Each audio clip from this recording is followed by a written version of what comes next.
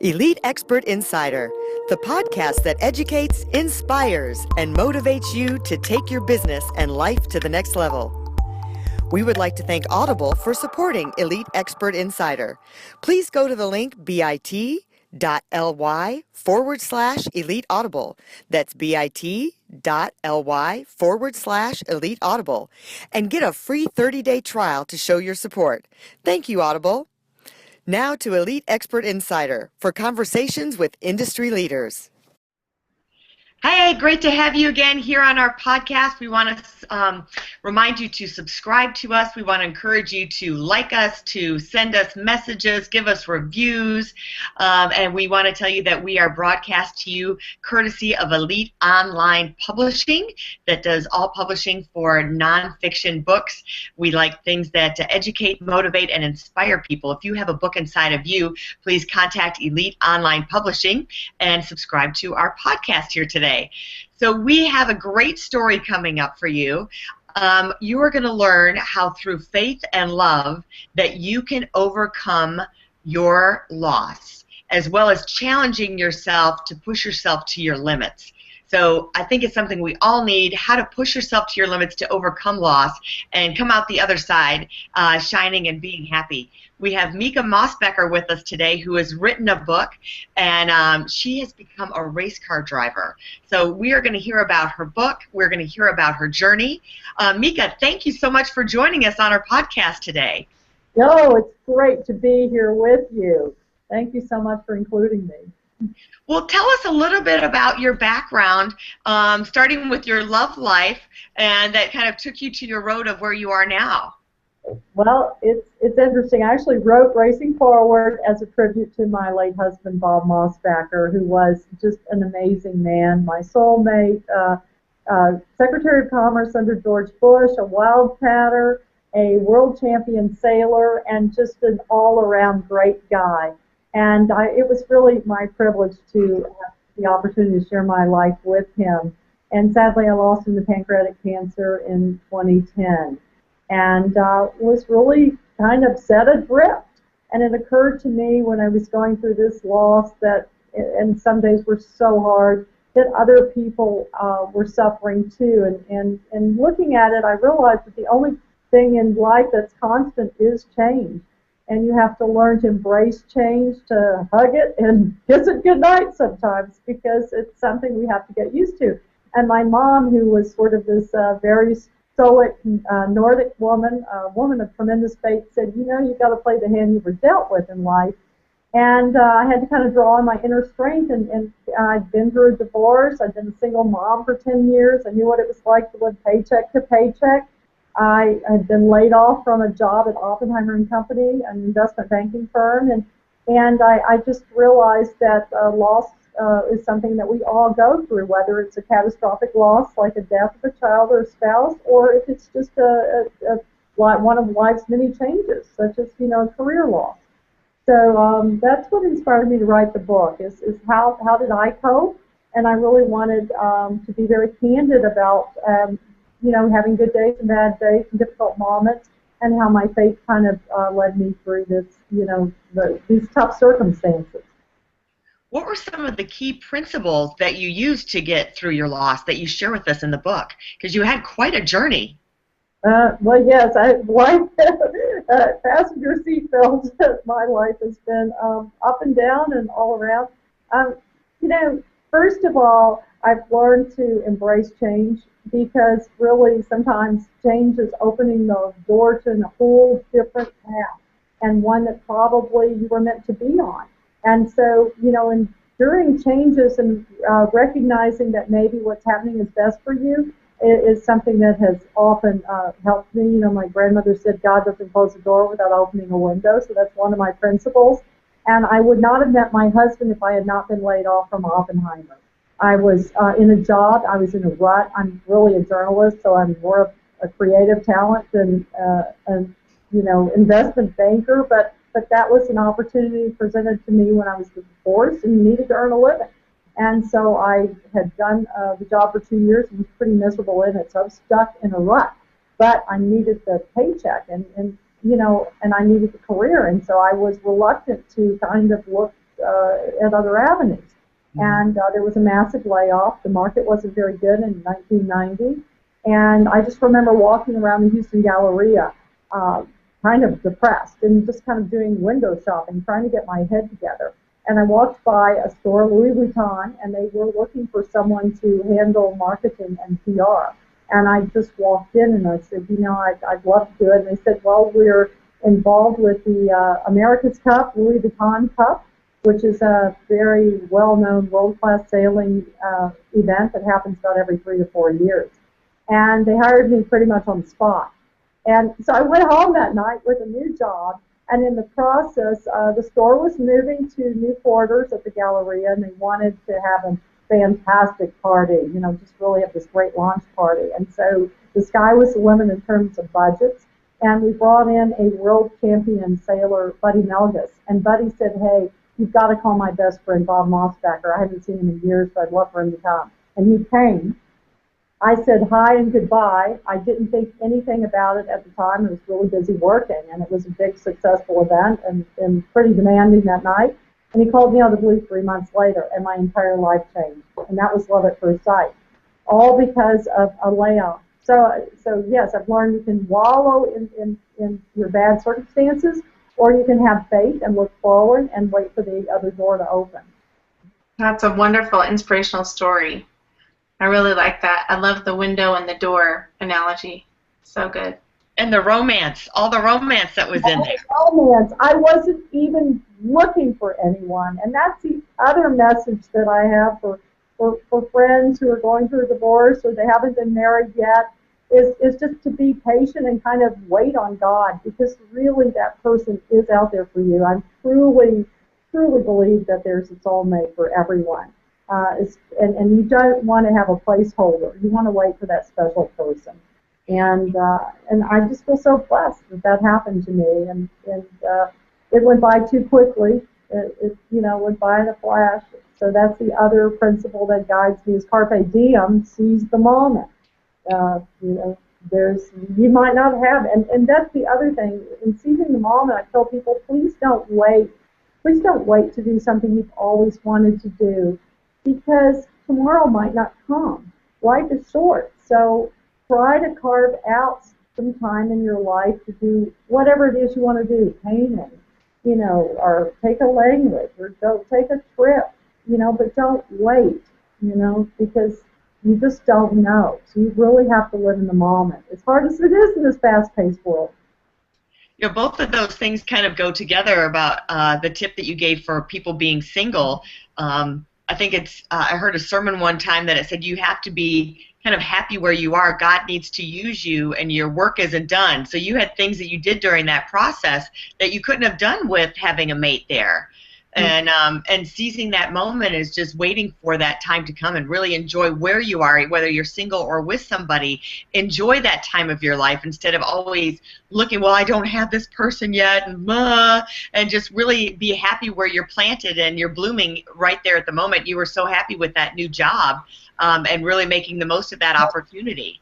Yes, and that's really what it's all about. I mean, you really have to be happy within yourself and carve out a life for yourself where you feel satisfied and have purpose. Because if you're constantly looking forward to, once I get married, then I'll be happy. Once I have 3 kids, I'll be happy. And you have these expectations, and life throws you curveballs. I wanted several children. I was lucky to have one. You just don't know, and I think you have to really appreciate where you are and what you have. And on my worst days where it was so hard to rock myself out of bed, I would say to myself, I have my sight, I have my hearing, I'm not in a wheelchair, and so sometimes you just have to count your blessings, and it's a lot of things that we just flat take for granted. Mm-hmm. Tell us about how you got started racing a Ferrari. I mean, not every woman gets to race a Ferrari, let alone just drive a Ferrari or ride in a Ferrari, but you are racing a Ferrari. So we've got to hear how that happened and how it changed your life. Well, you're talking to someone who used to be afraid of speed, especially if I was a passenger in my brother's car. He always drove too fast. And, I kind of drove like the grandmother I am.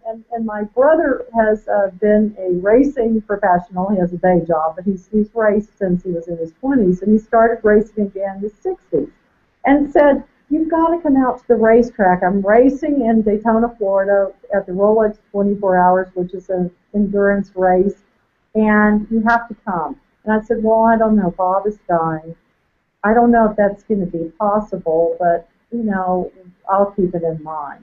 And I think my brother really understood that I needed something to look forward to. And so he kept applying pressure. Mom wants to see me race too. She hasn't seen me race. And I said, well, Bob's in hospice situation right now. Let me just see. Well, sadly he died, and the race was several days later. And my mom and I flew to Florida, and it was raining, and it was dreary, and I went to the track, and I was depressed. And I'm sitting in the pits looking at the track and wondering why I'm here. I felt so lost. And suddenly they started the engines, and my adrenaline kicked in. And before I knew it, I was sitting up on the block with the pit boss, as we call them. And the block is kind of this elevated area where you are actually in touch with the cars and the drivers by radio. And I was just like, I've got to have a radio. I've got to hear what's going on. I'm just was so involved. And so I spent almost 24 hours at the track, had the time of my life. And I said to myself, gosh, it might be kind of fun to race. And I, kind of thought about it. But, of course, the timing wasn't right. But I went back to Texas, and in Austin, they were opening up the new Circuit of the Americas track for the Grand Prix.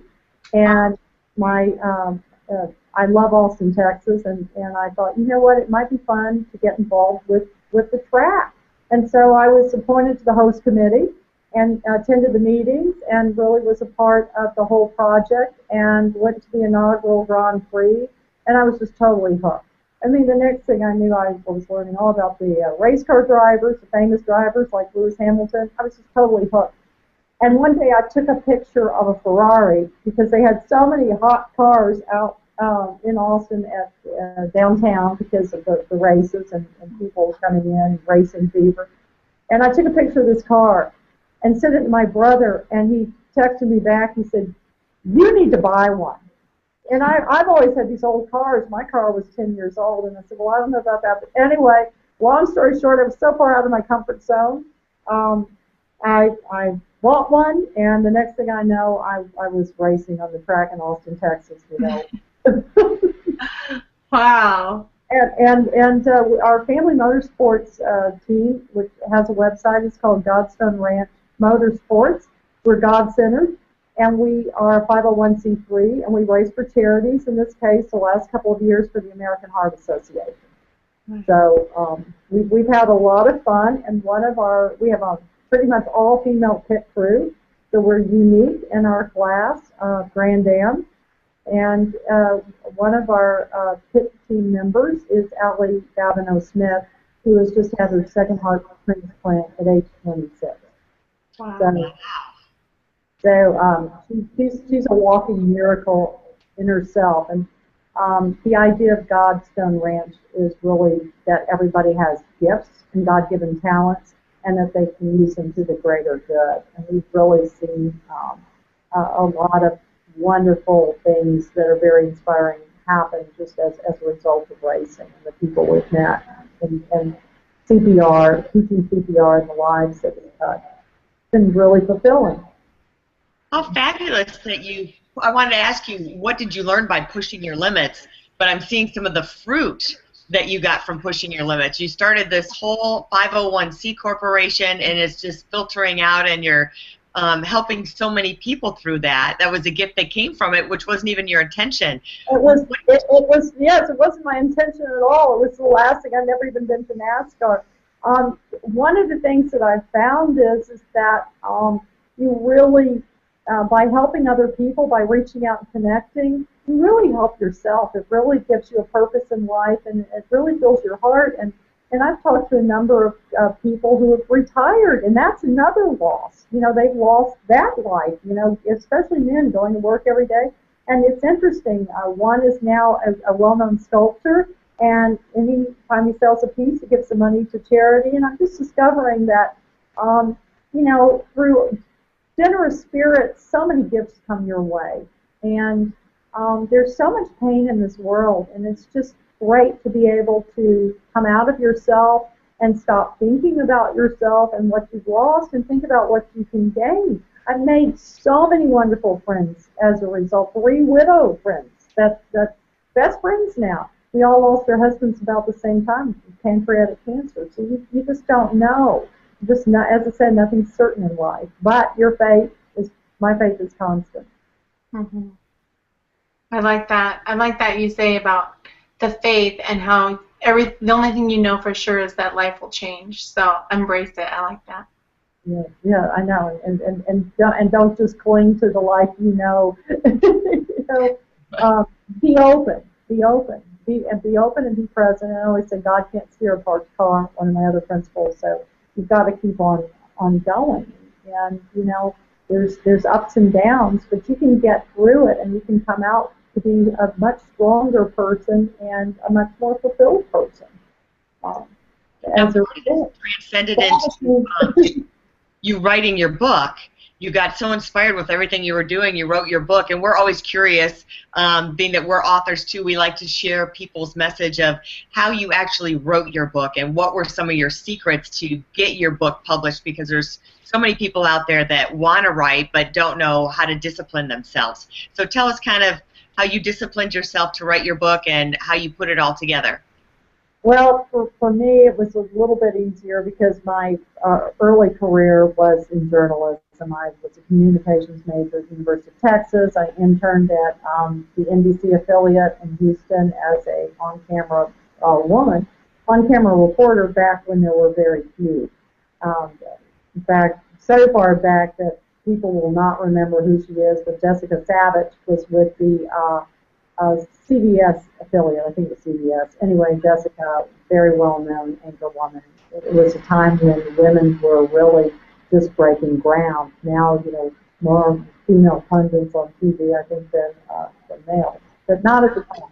But anyway, going back, I was also, as a writer, I was used to meeting deadlines, and that helped. And several people encouraged me to write a memoir or book, and I thought, well, I don't know how I feel about it, but finally one day I felt like I had the urge and I had a story to share, and I wanted to share that my life might have looked wonderful and fabulous from the outside, but it wasn't something that just happened. That it was added to, and I'd been through a number of losses and changes in life to get to that place. So I put some notes down on paper and I kind of outlined it, and then I knew of a publishing house in Houston, Bright Sky Press, because a friend of mine had published her book through them. And it's an all-female publishing company. It's very professional.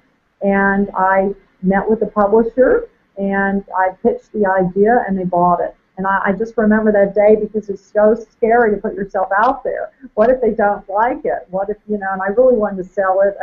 Self-publishing is an option, too, for authors, but in my case, I was lucky, and they did buy it. And at that point, they said, well, we need it to come out by Easter. And I've forgotten, this was like 9 months before, so it's probably like a January. They said, we need your copy done before Christmas. And they assigned an editor to me. So I will say working with an editor is really helpful. You have someone to kind of spitball with. And she was based in Austin, which was really convenient. And so I had to turn in so many chapters a week. And I did find that a lot of times I pulled all-nighters when I was writing. So to get it to meet my deadline. But finally I turned it all in. I remember in person in all the sessions, I handed it to my editor. I said, I don't trust anything technical because we've had some disasters along the way. Copy would get lost. Fortunately, it usually had backup. But anyway, I turned it in. It was such a relief. And then after I turned it in and they were editing it, and the editing process, you go back and forth with your editor and publisher, and finally it's all complete and they're ready to go to press. And I called them up and said, I can't do it. I'm a very private person. For someone who's used to public life, there's a part of me that's very private. And I just filled it out there. I put everything out there. And I said, I can't do it. And Lucy, my publisher, said, I understand. It's, you're scared to put yourself out there in that way. But she said, that's why we bought it. We wanted it candid. We wanted it honest. We wanted to see raw emotion. So anyway, she talked me off the ledge. Yeah, it's really hard to be vulnerable, for sure. It's really hard to put yourself out there and take that big leap. It's taking a leap of faith. It's probably because I'm sharing my innermost emotions, and then also I'm still getting used to this whole social media and this whole different generation of Twitter and almost too much sharing. And I find that I'm frequently on Fox News now, contributing to and political commentary. You can get so easily harassed with people who I call keyboard warriors, who everyone has a microphone and everyone has an opinion, and you're not talking to that person face to face, and maybe you've had a bad day. And I think we've lost a little civility. I mean, I've been surprised at what people will say. Personal attacks, if you don't agree with someone, fine. So, that's a whole other side of putting yourself out there, is that, now you're subjecting yourself to criticism. So I have to say to authors, and most of the time reviews have been really kind, but sometimes someone doesn't like it. They didn't connect with it. And so you have to have almost a inner strength, or a little bit of a tough skin, believe that not everyone's going to appreciate, your message or, what you're trying to share. So. What do you think has happened to you since you've written your book, or because of your book? Well, it certainly has. As I said, I think I've connected. I mean, I was talking about my book on an airplane with my seatmate. I don't know, she asked me where I was going, and I said, I'm on a book tour. And she started sharing her story about her husband and his death and the loss and what she'd done with her life. And she was an extremely positive person, a little bit older than I am, and so we really had this great conversation. The next thing I know, the woman that's sitting behind us says, I just lost my husband last year. He died at MD Anderson Cancer Center. And so she's kind of joining in the conversations. We have kind of this three-way conversation going on. We stand up to disembark, and two people behind me said, my sister-in-law just lost her husband. What's the name of your book? And the next thing I know, we have sort of this group therapy going on the airplane. So it's really helped me. It's really helped me connect with a lot of people that I don't think I would have. So it's really, it's really put me out there, but it's also been really rewarding. I just feel like, well, if I can help one person, by sharing one bad moment, it gives them permission to feel too. People do respond to someone who's completely honest, and I've even seen that with men, because, men just really hide their feelings. And I did a radio program recently with a anchor in Dallas, and the reason he wanted to have the conversation about this book was he lost his wife. So I'm finding that the men will open up. I'll tell them a funny story, and then they'll say something like, well, did you ever feel in the worst time of your life, did you ever feel like you just didn't want to, live anymore? And it's, well, no, not necessarily, but I think it does pass through everyone's mind that it's so painful, I don't want to get out of bed. Or I've had men say, you know what, I was driving my car over a bridge and just started crying. I said, oh yes, it's grief is crazy. I mean, it just grabs you and takes over sometimes. And I just think that's kind of how life is that it's like, it's okay not to feel happy and bubbly every second. It's, it's part of our lives. Mm-hmm. Well, kind of wrapping things up, I think that you told us how by pushing the limits that it opens new doors for us, and you don't know what to expect, and to be patient and wait for what's going to happen, but also live in that moment of what you're doing. And leave us with the last few tidbits of what you think will help somebody else get through a loss. It's just the sun will come out tomorrow. and it does.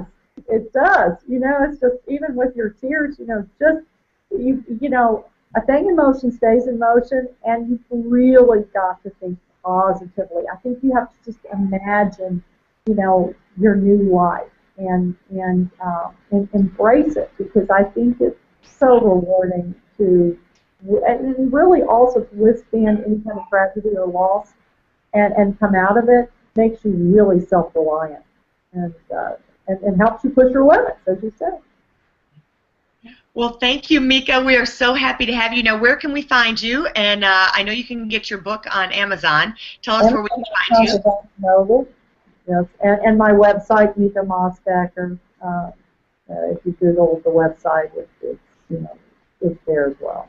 And you're on Fox News as a commentator. And what else have you been up to? Well, with this political season, this is keeping me pretty busy. So I usually do 3 or 4 shows a week, and that's the other thing that happened to me.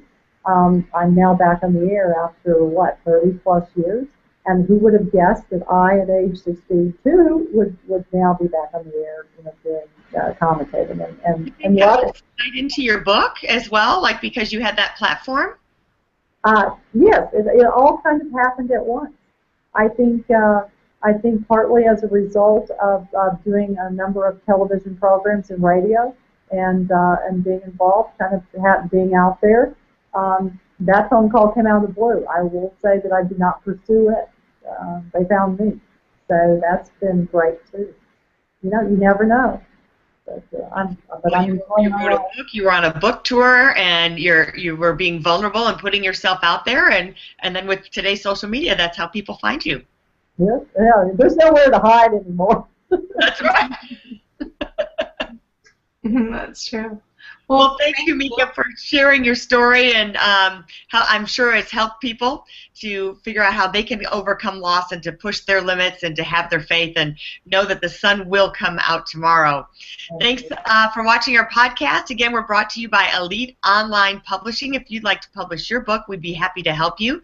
You can find us at eliteonlinepublishing.com. We have book retreats and writing workshops and masterclasses as well. So please subscribe to us. Leave us a review. We want to hear from you. We want you to join the party and be part of us. So please subscribe and review us. Thanks, Jen. You want to sign off for us? Yeah, we'll see you all soon. Thank you so much, Mica. Thank you. And everyone go out and grab her book. Thank you. For more information about us, go to eliteonlinepublishing.com. To get your free book, The Accomplishment and Success Story Starter, simply text your name and email to 832-572-5285. That's 832-572-5285. We'd also like to thank Audible for supporting Elite Expert Insider. To get your free 30-day trial, please go to bit.ly/Elite Audible. That's bit.ly/Elite Audible. And get your free 30-day trial to show your support. Thank you, Audible.